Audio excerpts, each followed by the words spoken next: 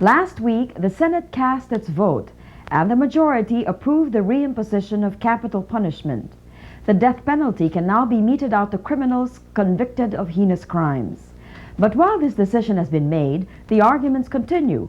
Will the death penalty serve as an effective deterrent of crime? This is an antediluvian doctrine which has no place in a modern society like ours. Congressman Edcel Lagman had opposed the bill in the House.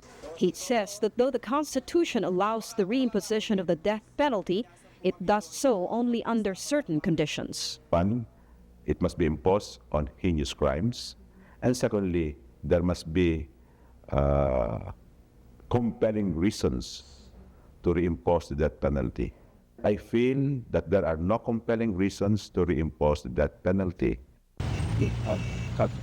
Lagman cites studies showing no significant connection between crime rate and the death penalty. There have been instances, he says, when the crime rate went up even with the death penalty, and conversely, when the crime rate went down even without it.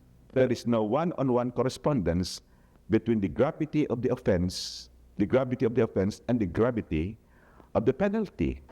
In other words, it is not a deterrent.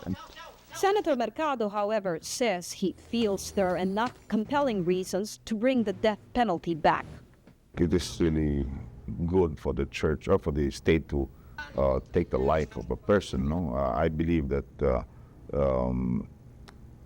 there is still hope for rehabilitation of criminals. No? However, we make laws according to the pressing needs that have to be addressed. Drug trafficking, Mercado says, is number one on the list. Pro-death penalty advocates say that 35% of the crimes committed nationwide are drug-related. In Metro Manila alone, it is as high as 75%. To date, a total of 101 criminals have been executed since 1924.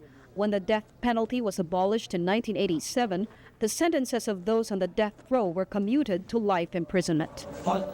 There are about 140 inmates currently serving life sentences here at Bilibid, most of them for murder. These include the killers of Maureen Holtman and Cochise Bernabe. The passing of the bill, however, is not likely to change their status. The new law will cover only future convictions. But whether it will deter crime is still in question. The legislators say the ball is now in the hands of the police and the judiciary. But corrupt elements in the law enforcement agencies are not helping any. Both Senator Mercado and Congressman Lagman agree that the current streamlining of the PNP will greatly help the anti-crime campaign. What would deter a criminal if he is not deterred by the gravity of the penalty?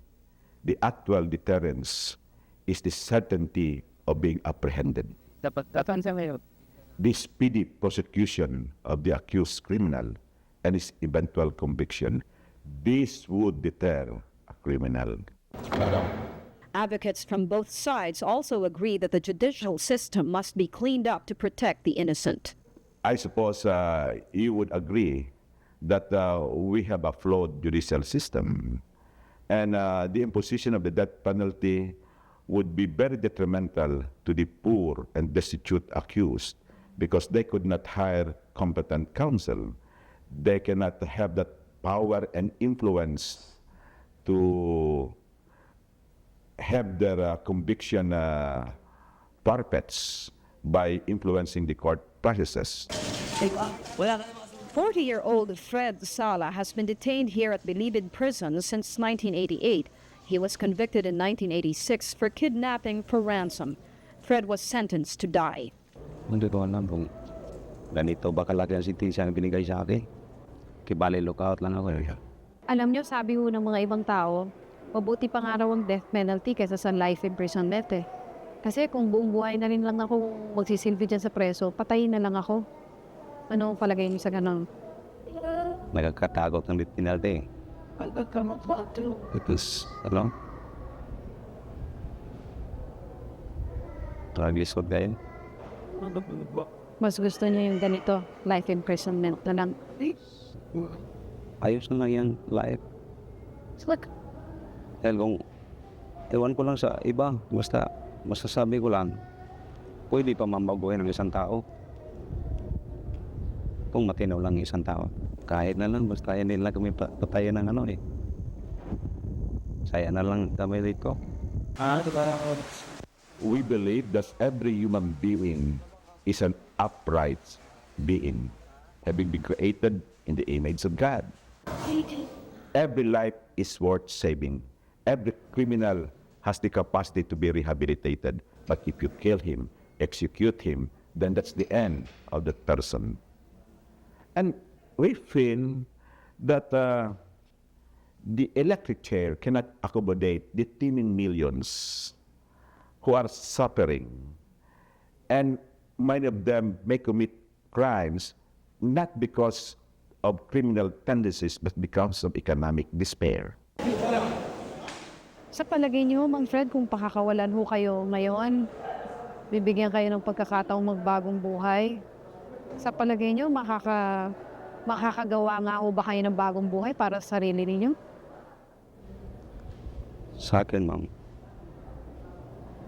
pwede man akong bagong buhay dahil dito nga ng bagong buhay na kami. Diba? Sa labas pa kaya. Total, marami naman kaming makikita mga trabahoan. Diba? So kaya,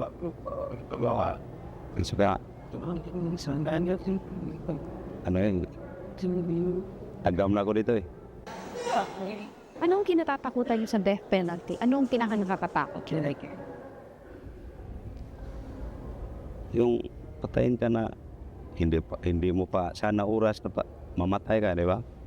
So, yung sakit yan. I think what has been wrong in the recent debate is the tendency to simplify things. You know, we Filipinos look for one formula to solve all our problems. Looking at death penalty as the panacea. And that's not true.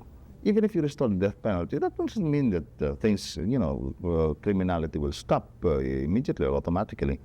This is a compendium of solutions that you need to apply to a very complex problem. Death penalty is only part of it. It's a socio-economic problem which needs socio-economic reforms. The death penalty is not the answer to criminality because criminality has economic roots. We should address this by having economic reforms based on a populist orientation. And that's what we are saying. And to our mind, a long incarceration, which is reclusion perpetua, that's 30 years. That's even worse than a death penalty. When one has to be deprived of his liberty for so long, But that gives the individual the opportunity to reform.